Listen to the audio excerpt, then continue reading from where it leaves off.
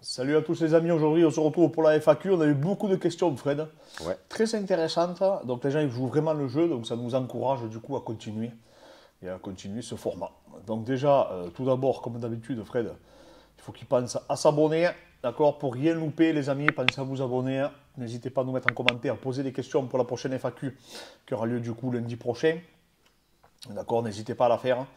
Et pour ceux qui veulent qu'on les accompagne, comme d'habitude, hein, n'hésitez pas à nous contacter sur Instagram. Tout se passe sur Insta. On commence, Fred? Yes, c'est parti. Ouais, impeccable. Première question, j'ai pris une des plus longues, mais je trouvais que le sujet était très intéressant. Salut Clément, salut Fred. Déjà, bravo pour votre salle et votre générosité. Merci beaucoup. On se rappelle que tu as entraîné gratos des gens dans votre club il y a 10 ans. Et merci pour vos vidéos. Oui, en fait, il faut savoir qu'à la base, ça s'appelait le Team Marcou en 2007, quand ça a été fondé, et les cours étaient gratuits. Voilà, c'était comme ça. Et après, bon, par la suite, ça a évolué parce que c'était réservé qu'aux gens qui voulaient faire de la compétition. Question. Le MMA a-t-il tellement évolué que des combattants d'il y a 10 ans n'ont aucune chance face aux meilleurs d'aujourd'hui? Exemple. Des combattants comme Tyson Griffin, Sun Sherk, à leur top, pourraient-ils faire quelque chose contre Poirier, McGregor ou Dobronx? Pareil pour des mecs comme Silva, Griffin contre des Ousmane, Burns, tu vois. Où les mecs d'aujourd'hui sont tellement polyvalents que les anciens top de l'époque n'auraient aucune chance. Merci Très et bonne force à question. vous. Ouais. Merci à tous. Très bonne question. En fait, j'adorais Tyson Griffin et Sean Sherk. D'accord. Ils étaient vraiment très forts. Après, franchement, pour être honnête, le sport, il a tellement évolué que je pense. Après, si tu prends les mêmes bout à bout, enfin, les mêmes techniquement parlant, je pense qu'ils n'arriveraient plus aujourd'hui par rapport à la nouvelle génération. Je pense que le sport, il a tellement évolué techniquement. C'est quand tu vois par exemple qu'un Frankie Edgar, il a été champion en lightweight, en 70 kilos. Maintenant, qu'en 61 kilos, contre un Pedro Munoz, il se fait éteindre.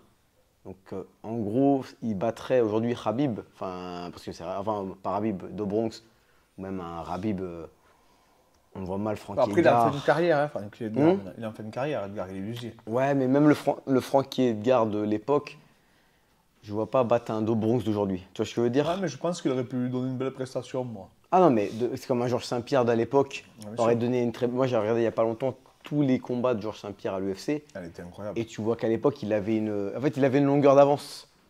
Mais la longueur d'avance qu'il avait à l'époque, aujourd'hui, je pense pas qu'elle suffirait. Ben, Franchement, moi, moi, j'ai je un pense point de pas. désaccord avec toi, c'est qu'en fait, les mecs que vous citez, c'est qu'ils étaient moins bons, mais ils avaient des physiques qui étaient à coup dû, on sait à quoi, hein, pour la Hmm, plupart.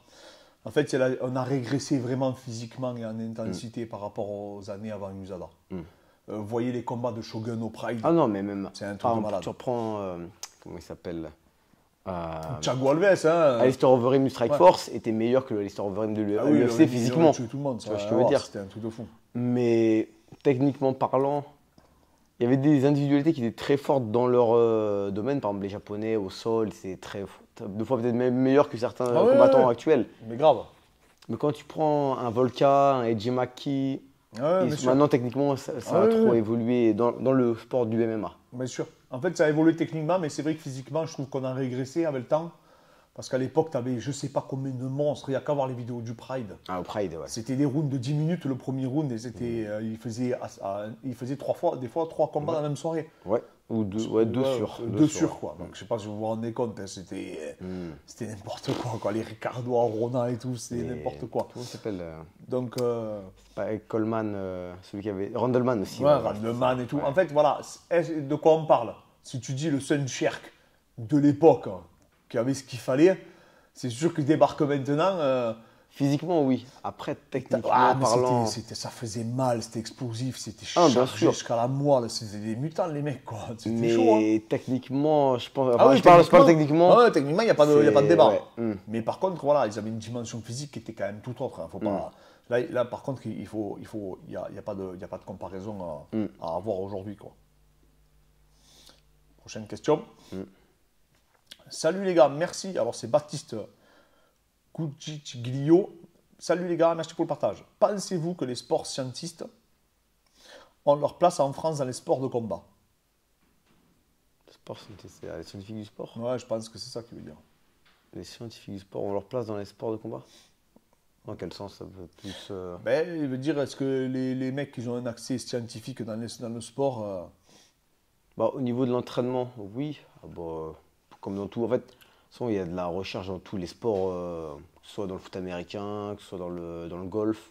Donc pourquoi il n'y en aurait pas dans les sports de combat? Après, Hmm. le- Après, il n'y a pas beaucoup d'argent non plus dans le MMA. Ça reste un sport où on a beau dire l'UFC ou quoi, c'est quand même comparé au foot américain, comparé au foot, enfin au foot normal, enfin au soccer, comparé au basket, en NBA, il y a quand même beaucoup moins d'argent que dans le MMA en globalité. Si tu retires Connor et quelques Ah, bien sûr. personnalités, c'est donc du coup mettre autant d'argent dans de la recherche pour un combattant qui va gagner 10 plus 10, c'est pas non plus. Moi, je crois pas. Moi, je crois. Il y a de la place, oui. C'est-à-dire, il y a de la place. Mais Fred, Hmm. aujourd'hui, tu vois bien, Fred, c'est une vidéo où tu vas, comme nous, une chaîne YouTube qui va instruire les gens. Hmm. On évolue parce qu'on produit beaucoup Hmm. et on a des super abonnés, on vous en remercie. On a une super communauté. Mais aujourd'hui, pour média comme enfin un média, une chaîne comme nous, regarde combien il y a de chaînes qui font de l'actualité, Ouais. tu vois. Donc ça représente Ah, tu veux vraiment. dire gagner de l'argent avec la recherche du MMA? Non, non, Ouais, ce que je tu veux vois. dire, c'est que voilà, la place des sports scientistes dans le sport en général, hein, Hmm. elle est Oui, c'est pas que dérisoire. dans le. Ouais. Elle est dérisoire. Et dans le MMA, c'est encore pire. Parce que Ouais. là, je te dis, aujourd'hui, ben, tu vois bien que. T'en as plus dans le fitness, parce que bah, il y a peut-être plus d'argent. Mais encore, Fred, Et tu n'en as encore, pas ouais, énormément. encore, Hein. ouais. Franchement, il n'y en a pas Oui, beaucoup. non. Hein. Il y a beaucoup de De toute façon, outils aujourd'hui. même la recherche tout court dans le sport, Ouais, bien elle sûr. est pas. Ouais, c'est pas quelque chose de. C'est pas non plus. C'est pas la médecine, c'est pas la pharmacie, c'est pas. Donc, oui, il y a la place. Hmm. Mais je pense que les gens n'y viendront pas. Et vous savez, vous avez trois axes. Il y a trois axes, en fait, dans le développement d'une chaîne YouTube. En gros, hein, c'est les publics, hein, c'est le divertissement, Ouais. donc le premier, hein, un peu comme fait Thibaut InShape par exemple. Il y a le drama, hein, Ouais, c'est ça, hein. Ouais, Il y a ça le va. drama, vous savez, qu'on va dénoncer, ou on va faire Ouais, c'est un peu des caméras cachées, des pranks, des tu vois, pranks, tous ouais. ces trucs un peu hardcore, quoi, un peu plus durs, tu vois. Ouais. Et après, il y a instruire les autres. Et le plus dur, c'est d'instruire. Ah, c'est pas ce qui fait cliquer le plus les Vous gens avez en bien général. vu, je veux dire, nous aujourd'hui, des fois on fait des vidéos sur la posturo, c'est nos vidéos qui font le moins de vues. Et aujourd'hui, voilà, et c'est pour ça que là maintenant, on veut plus faire du tout. On fera juste nos analyses de combat et nos pronostics, mais on n'ira pas interroger un combattant. Ah, sur l'actualité Non, on ne ouais. fera plus tout ça. On va traiter des données. Mettons, il y a un combattant qui a combattu, on va analyser. Mais on veut vraiment instruire seulement. Tu vois, Ouais. c'est vraiment le choix de notre chaîne, hein, les amis. Et en plus, la communauté est si prête. Vous avez des questions qui sont très pertinentes. Peter ND. Salut les gars. Tout d'abord, je voulais vous remercier pour votre excellent travail. Merci beaucoup. Je voulais vous demander si le fait d'insister sur des exercices où l'on peut à l'aise, où on est peu à l'aise ou moins performant permettrait d'augmenter les calories dépensées. Ou c'est le volume d'entraînement qui est important, peu importe les exercices. Alors, c'est le volume d'entraînement hein, le plus important, c'est le tonnage, hein, du coup. C'est pas parce que tu affectionnes pas particulièrement un mouvement qui va te coûter plus physiquement. Alors oui, il peut te coûter plus.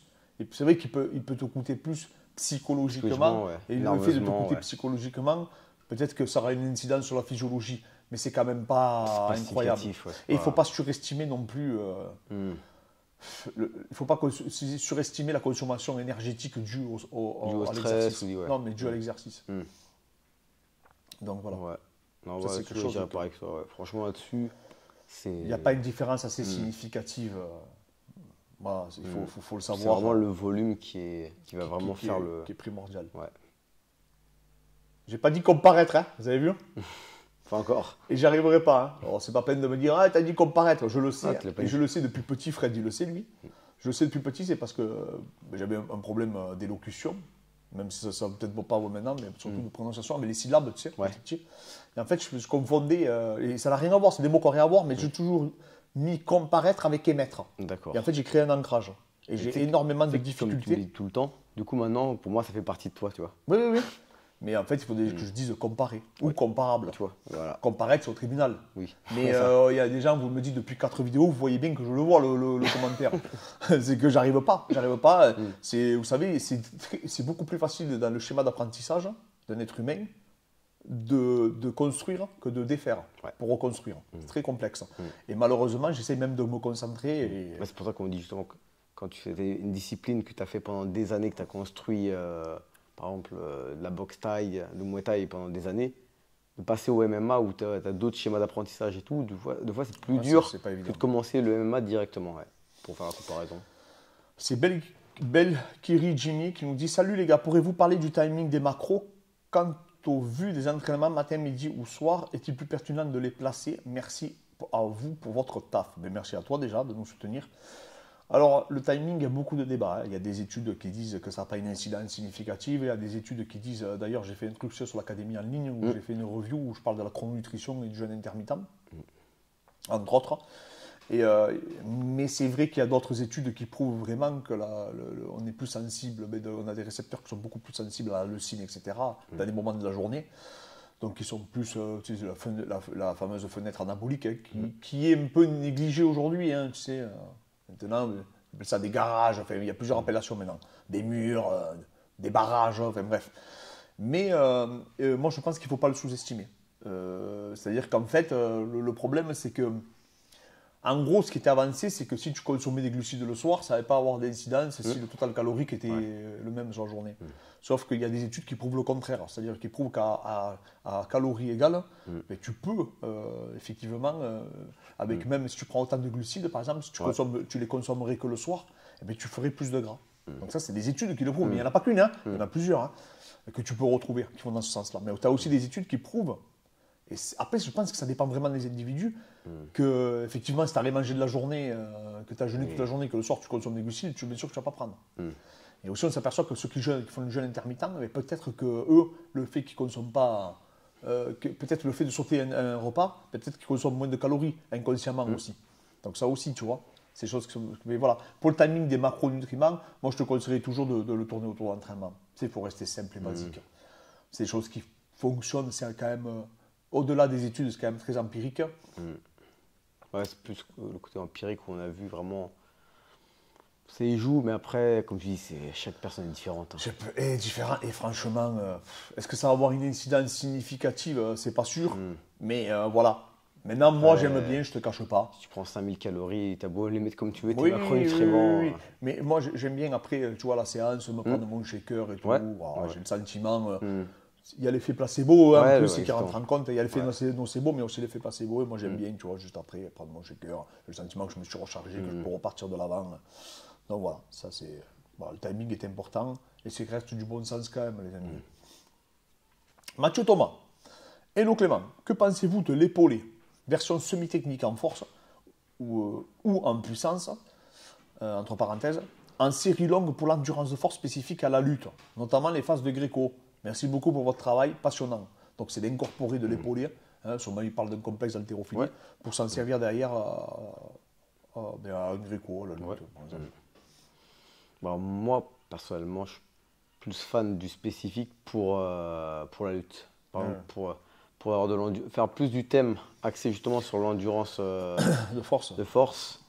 Mais dans la lutte, que plutôt prendre une barre d'haltéro, une barre. Et après, faire de l'haltéro. C'est pas mauvais en soi, mais non, après, ça vient de l'école de l'URSS. Tu sais. Moi, je suis pas fan. Après, voilà, est-ce que tu en as vraiment besoin? Est-ce que tu fais que ça? Et pourquoi tu choisis l'haltéro? Moi, je suis plus fan de créer des mouvements pour prévenir les blessures. On va dire avec une barre, on va dire, ou avec d'autres matériels.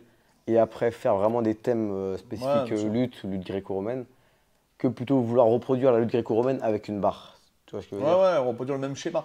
Après, mais tu sais, Je dis pas que c'est mauvais, mais... Moi, ça me fait penser des trucs qu'on faisait pour moi il y a 50 ans. Voilà. Je sais pas pourquoi on en parle encore aujourd'hui. Moi, je suis étonné qu'il y ait encore les mêmes sujets qui reviennent sur la table aujourd'hui, tu vois. Parce qu'après, c'est encore pratiqué aussi. Mais après, moi, je sais d'où ça vient, tous les lutteurs pratiquement. Mais le problème, c'est que tu as énormément de prépa physique. Déjà, il n'y a pas vraiment des prépas physiques spécifiques lutte, déjà, à la base. c'est des entraîneurs de lutte qui faisaient faire de la préparation physique et c'est juste l'héritage de l'URSS, tu vois. Mais comme ils ont pété de mecs à l'époque, ça on le dit pas, tu vois, Non, on aussi, le c'est dit toujours pas. pareil. Donc voilà, moi C'est c'est pas. vrai que la Russie, Si- c'est la première nation au Oui. monde de la lutte, enfin, en C'est la termes de première médailles nation, olympiques, ouais.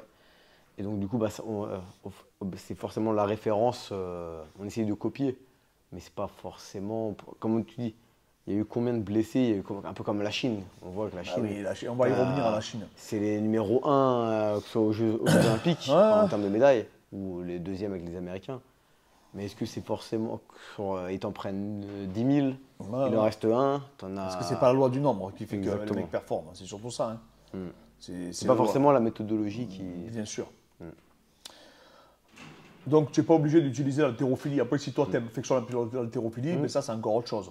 Ça c'est bien sûr. Alors, un truc qui va te plaire. Real non. Pour vous, quelle sortie de guillotine est la plus impressionnante entre Poirier et Khabib, round 3, et Brian Ortega, Volkanovski? Et Brian Ortega, Volka. Je pense qu'il n'y a pas de débat là. Je dirais la meilleure guillotine, c'est Ortega. C'est lui Oui, qui a ça la n'a meilleure rien à voir. guillotine des deux. Mais techniquement parlant, de mémoire, je trouve que c'était plus beau ce qu'a fait. Comment il s'appelle, Khabib. Oui, C'est-à-dire mais elle que. n'était pas du tout engagée de la même manière. J'ai pas flippé. Non, elle était plus profonde, celle de Ortega, bien sûr. Ortega, il l'a décapité. Mais Volka. de mémoire, enfin après, je me rappelle plus vraiment du. Je me rappelle un petit, j'ai des flashs, mais de mémoire, comment il s'appelle, Volka, il avait juste résisté et retiré le poignet. Ouais, c'est incroyable. Il n'y Je sais a pas comment il a pas fait pour- techniquement propre. Déjà, je sais pas comment il a fait pour pas taper, hein, déjà pour commencer. Parce qu'il avait Ortega. Il a dit qu'il allait pour dormir. Oui, Mais- oui, mais il bon, avait ouais. Ortega. Hein. Et Mm. Ortega, la différence avec Poirier, c'est qu'il a mis à tout le monde. Ça, Ouais. Poirier, il essaye sur tout le monde, mais je ne l'ai jamais vu la passer. Non, Je ne sais c'est pas qu'il s'il a- a déjà ouais, réussi à la passer. Mais en Non, tout cas, il a moi, essayé j'ai- sur Alvarez, il a essayé sur. J'avais regardé tous ses combats à Poirier à l'UFC. Il avait mis que des bravos, des darts, Ouais, ouais. mais des guillotines jamais. Et pourtant, il l'a tenté au moins 10 fois. Hein. Ouais, Et à ouais, chaque ouais. fois, il n'y arrive pas. Donc voilà, alors qu'Ortega, il vous décapite. Hein. Ortega, Ouais. je pense qu'il a dit c'était un détail. Car il a manqué un petit détail. Il avait dit qu'il avait titanisé un peu, tu sais. Et en Ah. fait, surtout, s'il n'y attendait pas. De Il l'avoir l'a aussi. et il a eu en brusquement, ouais. montée. En montée, ouais. Tu vois. Il aurait eu un peu à la Poirier à le Ouais, décapiter. je pense que ouais. S'il a la Poirier, par contre, si c'est Ortega qui a la Poirier, il le décapite à Khabib. Par Et contre, je pense que c'est là, il aurait pu tu vois, l'endormir. ce que j'ai bien aimé avec Khabib, c'est qu'il a pas paniqué, il s'est tourné, il a été, moi je trouve qu'il était technique dans sa défense. Elle est plus alors que, ah oui. de mémoire, Après, attention, il Volka, avait. Volka, il pousse bien les hanches. Hein. Il s'est focalisé sur les hanches, en fait. Ah, je me rappelle Si, plus. si, alors, il je était à pourrais pas monter. Il dire. pousse, Ouais. il me semble qu'il pousse les hanches D'accord. pour vraiment essayer de créer de l'espace, tu vois, et qu'il puisse plus fixer son bassin. Donc, du coup, il crée comme une torsion, tu vois. Donc, en fait, il pousse, et petit à petit, ça fait reculer Ortega, tu Ortega. vois. Mais D'accord. ouais, il avait fait une très très bonne défense parce que après, c'est pas la même position. Il y en a un qui est dessus, Ouais. l'autre qui est dessous. C'est pas la même défense. Mais pour moi, Volka, il a fait la défense qui était parfaite. Ah, je me rappelle plus. Si, il pousse les de, hanches. de mémoire, je sais que. Je me rappelle celle de Khabib. Ouais, mais J'avais- celle de Khabib, et- c'est vraiment un cas d'école. Ouais. Il a bien tourné au bon moment. Franchement. Et 2 fois en plus, il a fait. Ouais, 2 fois. Donc, je pense qu'il devait bien l'avoir parié parce que pour le faire mettre sur le dos, Ouais, c'est oui. que quand même, elle devait être bien engagée. Mais il a fait. Mais non, celle de. Et surtout que Ortega, c'est sa spécialité. Donc, Oui. on a tous flippé. On Ouais. s'est dit, ça y est, il va l'avoir. Prochaine question. Ouais. Médéric Desmangel qui nous dit: Salut l'équipe. Que conseillerez-vous à une personne qui voudrait se lancer dans le monde de la préparation physique? Dans le monde de la préparation physique, de se documenter et surtout d'expérimenter. Hein. Toi, Ouais, tu as une phobie des mecs qui s'entraînent pas, qui expérimentent pas sur eux. Moi, franchement, je dirais comme toi. Hein. Là-dessus, c'est de tester sur toi avant de tester sur les autres. Ah oui, bien sûr. Après, c'est sûr que après, quand vous êtes terre à terre, quand vous lisez PubMed, parce que Fred, il sait comment je fonctionne et moi, je sais comment il fonctionne. Pour vous donner une idée, aujourd'hui, j'ai regardé 1h30 à peu près sur la physio. À peu près, c'est ça que j'ai fait. Après, j'ai regardé les nerfs aussi, au niveau de la main, parce que je compte faire la vidéo avec Adrien. On a un chirurgien en fait, de la main qui vient ici et on va lui proposer d'intervenir. Donc, on va parler de pathologie, traumatologie, du nerf ulnaire, toutes les traumatologies qui sont engendrées par les percussions, l'appréhension, etc. Et en fait, on travaille énormément. Fred, il fait que ça. Regardez, on est des geeks, quoi. Et tu vois, encore tout à l'heure, je traitais des sujets. Je regardais sur PubMed, tu vois, je l'ai récupéré une méta-analyse là pour la question d'après. Et en fait, voilà. Comme on dit, tu vois, les analyses, c'est bien et tout, mais après, il faut du concret. Enfin, faut pouvoir l'appliquer, il faut le concret, il faut le tester. Ça donne une direction, c'est-à-dire surtout les méta-analyses, que c'est vraiment le summum de la référence scientifique. Mais c'est sûr qu'après, il faut, même si les gens ne répondent pas comme vous, il faut quand même tester et comprendre. Comprendre dans quelle problématique vous allez faire évoluer vos athlètes et du coup vos élèves. Donc voilà, l'objectif c'est apprendre, appliquer, se tromper, reapprendre, appliquer, se tromper et à partir de là. Et surtout ne jamais arrêter d'apprendre. Ça c'est le plus important. Ça vraiment c'est primordial. Et après voilà. Et après par contre, quand plus vous allez apprendre, le problème c'est qu'après vous allez vous rendre compte. C'est très dur, hein. Parce que vous pouvez devenir très vite aigri quand vous apprenez beaucoup. Parce qu'en fait, vous allez vous rendre compte que les gens disent beaucoup d'approximations, tu vois. Et ça, c'est un peu ça le revers de la médaille. Gilles Matisse, salut les gars, j'aimerais savoir quel est le plus efficace de travailler ses points forts ou améliorer ses points faibles, notamment en sport de combat, pour l'interrogation, et surtout à quel niveau il est intéressant de le faire. C'est une bonne question, ça. Moi, je suis partisan justement de bosser les points faibles en début de carrière, entre guillemets, au commencement d'une discipline. Et plus tu évolues vers le milieu professionnel, par exemple pour un combattant. Après, pour un combattant, c'est vraiment focus sur les points forts. Après, ça, c'est ma vision. C'est pas une généralité, c'est pas. Mais je pars du principe que si tu es Si t'es pas né Mayweather, tu le deviendras pas. Enfin, si t'es par exemple un Khabib, il aurait eu beau faire ce qu'il veut, il aurait pu faire tous les entraînements qu'il veut, il serait jamais devenu Mayweather. Ah non, mais je veux dire. Donc du coup, il a focus sur sa lutte. Et pour moi, à haut niveau, c'est justement de ne pas se perdre justement et de trouver vraiment ce pourquoi tu es fait. Et même ça n'empêche pas après, bien sûr, hors combat, de se perfectionner. Faut pas non plus tomber dans le. Tout oublier. Mais je pars du principe qu'arriver à un point où il faut tout miser sur les points forts. Ça passe, tant mieux, ça passe pas, bah tant pis. Hein. Mais des fois, vouloir trop tout faire, on fait rien. On fait rien, exactement. Donc moi, je suis complètement d'accord avec toi. Moi, je suis pour les points forts. Et vraiment encore plus, et plus j'avance dans l'apprentissage, plus je trouve qu'il faut travailler ses points forts. Vraiment. Et tu sais, il y a des gens.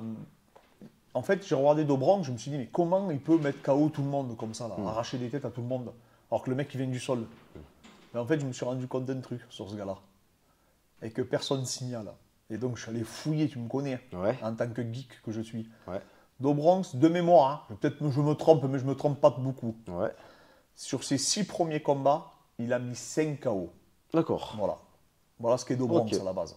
Dobronx, en fait, à la base, c'est un striker. Il avait que des finalisations. Il a éclaté tout le monde debout. Il les a ou en Groningen-Bonn ou il les a terminés en TKO ou KO. En fait, le mec était destiné à arracher des têtes. Fait pour ça, quoi. Et après, c'est un surdoué au sol. Mais le mec, depuis ses débuts, il met KO beaucoup de mecs. Je crois que ses 6 premiers combats de mémoire, hein, il a mis que des KO. Oui, il n'a pas appris la boxe sur le tard, il s'est pas dit je vais me mettre à la boxe. D'entrée, il a fait ses premiers combats, il a KOté tout le monde. Donc c'est qu'il devait cogner déjà à mort. Et je te dis, il avait 6 combats, 6 victoires. Je crois que même, il a fait 14 victoires d'affilée. Le premier run de sa carrière, il me semble, c'est 12 victoires, il va à l'UFC, il fait 2 victoires à l'UFC. Je crois que c'est ça son premier run. Même que c'est plus, voilà, mais je crois que c'est 14 victoires d'affilée. Et surtout, le plus important, c'est qu'il a fait 6 KO. Ouais, je crois. Mais après, je me suis arrêté au 6e combat. Déjà, aux 3 premiers que j'ai vu qu'il avait mis des KO, j'ai dit, en fait, c'est un striker. Enfin, c'est un mec qui aime la bagarre. C'est un mec qui aime le striking, tu vois. Et qui est doué pour le striking. C'est pas un mec du sol qui s'est pris pour un boxeur. C'est un peu comme Demian Maia, qui au début gagnait tout. Oui, bien sûr. Après, s'est pris pour un boxeur, commençait à perdre. Et après, il est revenu au sol. C'est ça. Non, lui, il a démarré directement. Il mettait KO les mecs, quoi. Voilà, c'est tout. Et il était super fort au sol, mais il mettait KO tout le monde. Donc, en fait, c'était déjà un tueur à gages debout. Il était fait pour ça. Sauf qu'après, mentalement, des fois, ça allait pas. Et après, là, il progresse de jour en jour. Mais c'est quand tu regardes son passé, c'est pas étonnant les performances qu'il fait debout. Et qu'il arrive à toucher des mecs comme Gage, comme Chandler. Ça lui est pas venu à son 20e combat ou à son. Je te dis, ses premiers déjà, il mettait KO les mecs. Donc moi, je suis pour travailler les points forts et surtout que la facilité que tu vas avoir d'apprentissage, tu vas gagner un temps fou. Par exemple, Abdul, je dis toujours, Abdul a un cours de sol, il progresse plus rapidement qu'en 3 cours de boxe. Ouais. Tu vois. Donc en fait, parce que c'est un génie au sport de préhension. Il ressent des trucs que les gens ne ressentent pas. Donc plus il va le travailler, plus il va les ressentir, plus ça va devenir un tueur à gages. Donc il va prendre une distance dans cette. Qui sera trop importante distance, ouais. par rapport. Vous le voyez bien, les mecs savent qu'ils vont se faire amener au sol par Abdul, c'est des tueurs qui n'ont jamais été soumis. Griezmann, Pépé, Même Pépé, ouais. tous les mecs, il leur fait du rabim, quoi. Il les jette, hein. Sauf que lui, il les soumet, quoi. Il a un ratio de soumission, Abdul, qui est impressionnant. Et il est soumis au premier round, hein. Ça fait peur. Hein. Donc voilà. Donc en fait, moi je suis pour qu'il accentue ses points forts. Et souvent, en plus, quand c'est tes points forts, ben, tu t'affectionnes. Parce que tu es à l'aise. Ouais. Donc tu n'as pas de, peine t'as pas de peine à t'entraîner dans ces disciplines-là. C'est Vincent. Bonjour, merci pour la connaissance que vous nous transmettez. Quel est votre point de vue sur les étirements? Faut-il faire une séance dédiée si on en a la possibilité ou un peu après chaque séance, chaque entraînement, pardon. Est-ce que les étirements améliorent la performance ou l'esthétique? Donc, les étirements, c'est un débat sans fin. Hein. Pour tout te dire, moi, je ne suis pas pour les étirements. Moi, je dis toujours à quelqu'un qui me parle d'étirements, je lui dis à chaque fois la question, pourquoi tu veux faire des étirements? Après, des fois, il y a des bonnes raisons. Hein.